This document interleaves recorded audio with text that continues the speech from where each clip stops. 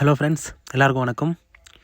So இந்த video எதுக்காக அப்படின்னா, டிவிஎஸ் என்டார்க்கோட 150cc ஸ்கூட்டர் வாங்கி பஸ் சர்வீஸ் ஆனதுக்கப்புறமா அந்த ஸ்கூட்டர் எப்படி இருக்குது, வாங்கலாமா வேணாமா அப்படின்றத என்னுடைய எக்ஸ்பீரியன்ஸ்லேருந்து உங்கள்கிட்ட ஷேர் பண்ணிக்கிறேன்.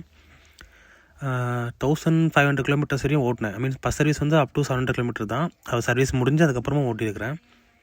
ஸோ ஏதாச்சும் பிரச்சனை இருக்கா, இல்லை எப்படி இருக்குது, இல்லை சர்வீஸ்க்கு முன்னாடியும் பின்னாடி டிஃப்ரென்ஸ் இருக்குன்றதை சொல்கிறேன். வீடியோ ஃபுல்லாக பாருங்கள்.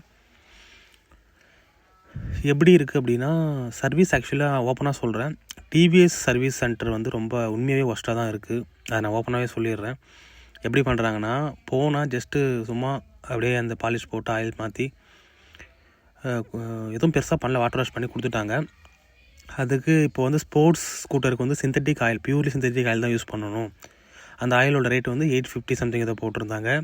அப்புறம் இந்த சார்ஜ்னு போட்டு கன்சியூமபிள்னு போட்டு ஒரு 200 ருபீஸ் போட்டிருந்தாங்க. அது எவ்வளோ ஆயில் க்ரீஸ் ஆகிடும்னு எனக்கு தெரியல.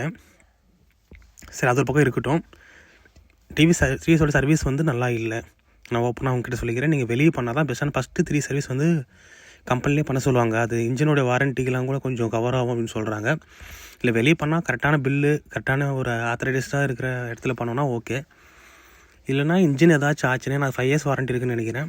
அந்த வாரண்ட்டி கிளைம் ஆகுது. ஆனால் எனக்கு தெரிஞ்சு மேக்ஸிமம் அதை நம்ம மெயின்டைன் பண்ணுறது பொறுத்து தான் இருக்குது. சரி, பஸ் சர்வீஸ் பண்ணிவிட்டு, பட் நான் எதுவும் அவ்வளோ ஓட்டலை. அவங்க பண்ணி கொடுத்தாங்க. நான் அப்புறமா ஓட்டி பார்த்தேன். உண்மையாகவே இந்த வண்டி மைலேஜ் வருதா, என்னென்ன ஆப்ஷன்ஸ் பெஸ்ட்டாக இருக்குது, இல்லை பிரேக் எப்படி இருக்குது அப்படின்னா, front break with single channel ABS ஓட வருது. அது ஏபிஎஸ்னால் அப்படி ஒன்றும் புரியுற மாதிரி ஒரே லைனில் சொல்கிறேன். இப்போ ஸ்பீடாக போயிட்டு சடனாக பிரேக் அடித்தோம் அப்படின்னா, ஃப்ரண்ட் பிரேக் அடிக்கிறப்ப நம்ம வந்து ஸ்லிப் ஆக சான்சஸ் இருக்குது. அது என்ன பண்ணால் ஒரு செகண்ட் அப்படி நிற்க ஸ்லிப் ஆகிறப்போ ஒரு செகண்ட் அந்த பிரேக் வந்து விட்டு பிடிக்கும்.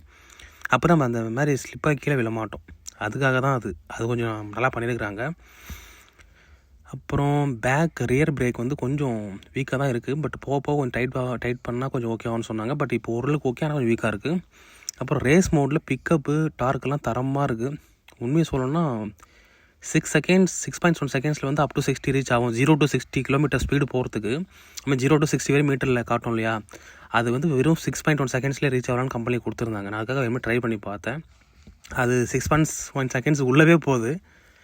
பிக்கப்பில், டார்க்கில், ஸ்பீடில் அதெல்லாம் எந்த பிரச்சனையும் இல்லை. ஐடில் ஆர்பிஎம்மில் வண்டி கொஞ்சம் வைப்ரேஷன் இருக்குது. அந்த ஹேண்டில் பார்டரில் இருக்குது, நான் அதை நோட்டீஸ் பண்ணேன். அப்புறம் பேக்கில் அந்த நம்பர் பிளேட் வரும் இல்லையா, அங்கேயுமே இருக்குது. ஐடில் மோடில் இருக்குது. ஐடில் மோட்னால் நம்ம ஸ்டார்ட் பண்ணுவோம்ல, அதில் மட்டும் இருக்குது. ஆனால் போகிறப்ப இங்கே எந்த வைப்ரேஷனும் இல்லை. அப் டு 80-90 வரையுமே ஈஸியாக போகுது. 90லேருந்து அந்த 100, அந்த 100லேருந்து 107, 108, 110 வரையுமே போச்சு. கொஞ்சம் டவுனாக இருக்கிற ரோட்டில் சூப்பராக போகுது. அதெல்லாம் எந்த பிரச்சனையும் இல்லை. மைலேஜ் வந்து ஹைவேல கான்ஸ்டன்ட் ஆர்பிஎம் எல்லாமே ஒரே ஆர்பிஎம், லைக் 40லேருந்து 50 வரையும் ஓட்டணும் அப்படின்னா 45 வரையுமே மைலேஜ் வருது. இல்லை நம்ம ரொம்ப பிடிச்சி ஓட்டணும்னா 40 வருது.